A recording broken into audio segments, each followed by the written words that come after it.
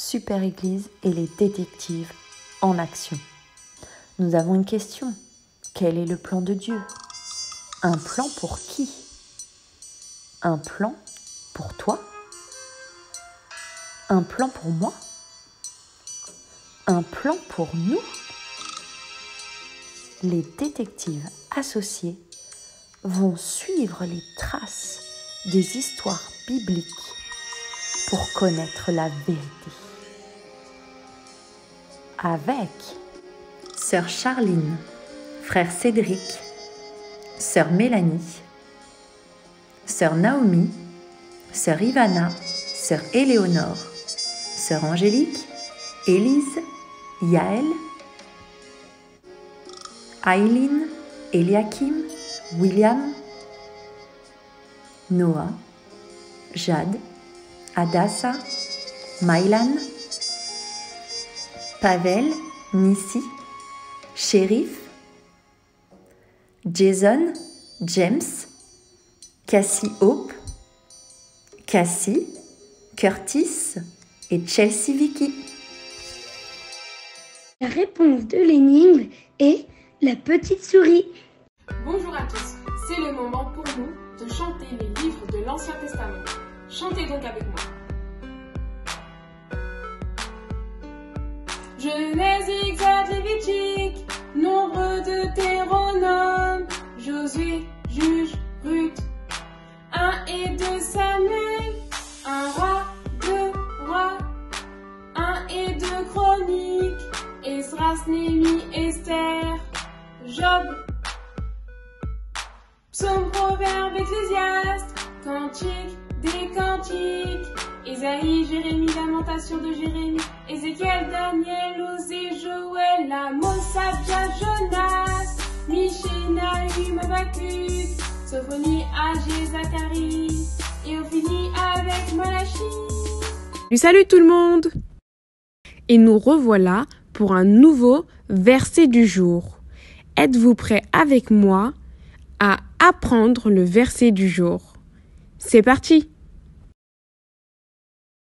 Le verset, je vous le donne dès maintenant. C'est Esther 3, verset 6, qui nous dit « Et il voulut détruire le peuple de Mardochée, tous les Juifs qui se trouvaient dans le royaume d'Assuérus. » Pas à pas, nous allons retirer des mots afin de faire travailler notre mémoire. C'est parti! Esther 3, verset 6. Et il voulut détruire le peuple de... Souvenons-nous. Ah oui, c'est Mardochée. Et il voulut détruire le peuple de Mardochée, tous les Juifs qui se trouvaient dans tout le royaume. Le royaume. Et oui, d'Assuérus.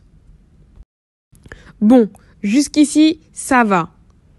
Mais si on retire encore plus de mots, est-ce qu'on va réussir à se souvenir?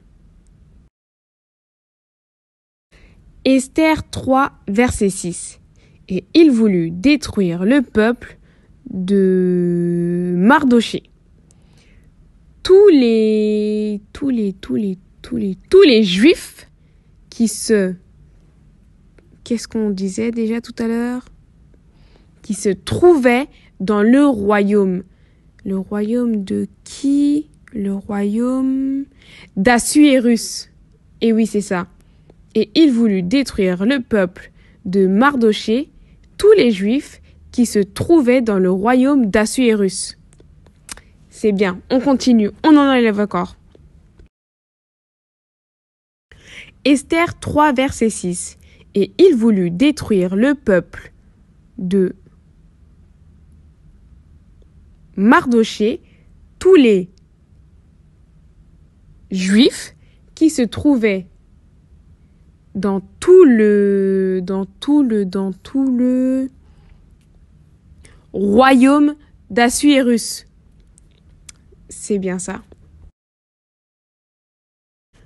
Oula, ici on n'a même plus la référence. Bon, Je devrais m'en souvenir. Esther 3, verset 6. Et il voulut détruire le...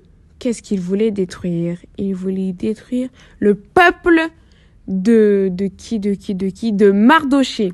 Tous les Juifs qui se trouvaient dans le royaume d'Assuérus.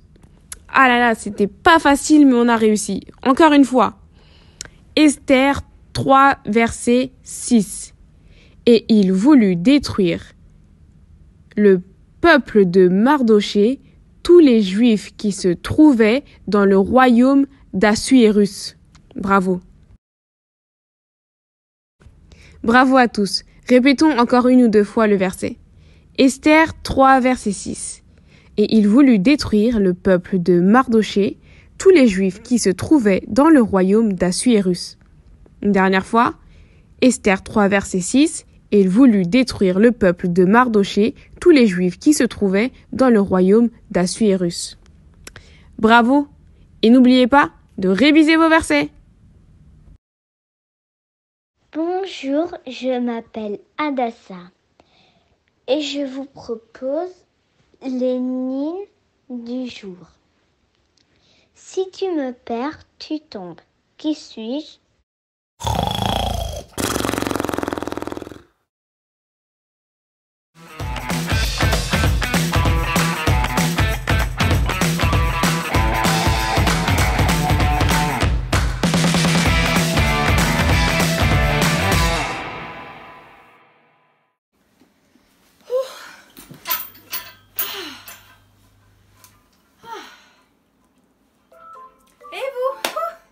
J'ai plein de choses à vous raconter. J'ai mené une enquête depuis des semaines. J'ai enfin terminé et j'ai hâte de tout vous raconter. Laissez-moi prendre 2 minutes et je vous raconte.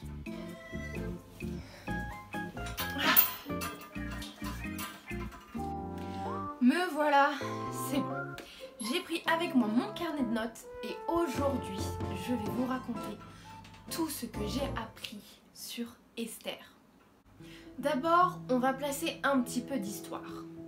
À ce temps-là, donc il y a bien longtemps, le roi Assuérus règne sur la Perse.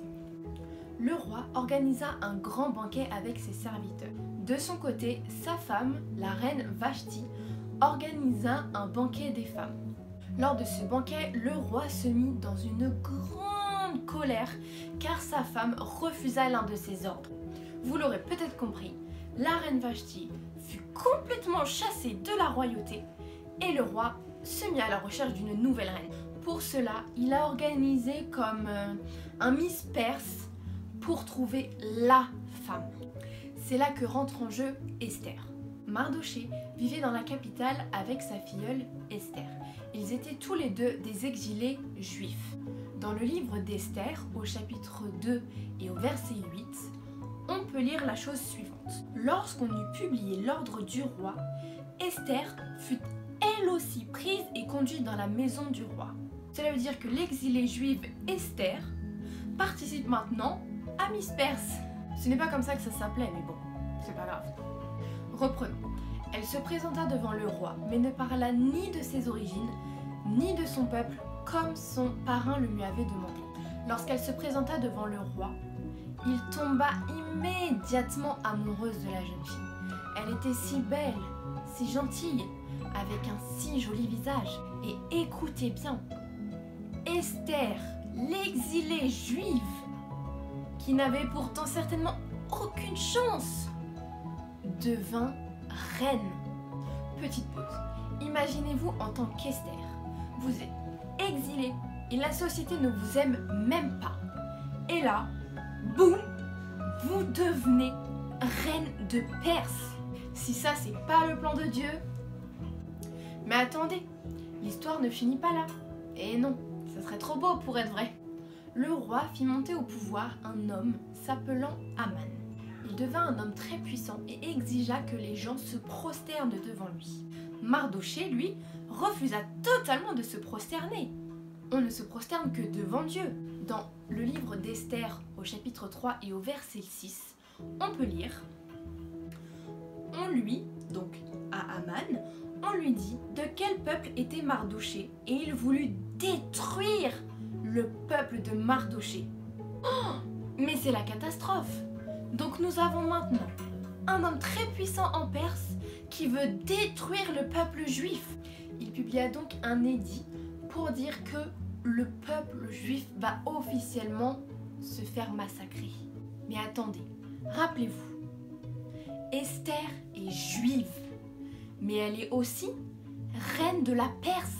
Avant même que Aman ne soit au pouvoir et prévoit de détruire le peuple juif, Dieu savait. Il avait un plan. Et rien, je dis bien rien, n'arrive sans que Dieu soit au contrôle. Qui aurait pu imaginer que Esther, l'exilée juive, soit un jour reine? Personne, même pas moi. Mais quand Dieu a un plan, rien ne peut l'empêcher. Aïe aïe aïe, je suis vraiment désolée, je pense manquer de temps. J'ai un rendez-vous avec un informateur très important. Mais ne vous inquiétez pas, je vous raconte toute la suite de l'histoire la semaine prochaine. Notre leçon est terminée pour aujourd'hui et nous nous sommes arrêtés à un moment très critique pour le peuple d'Israël. Le roi a publié un édit qui autorise les Perses à massacrer hommes, femmes, enfants du peuple juif et à s'emparer de tous leurs biens. Que va-t-il se passer? Quel rôle Esther va-t-elle jouer? Si Dieu l'a placée en tant que reine du royaume de Perse, ce n'est pas un hasard. Parce que Dieu a un plan. Il est au contrôle.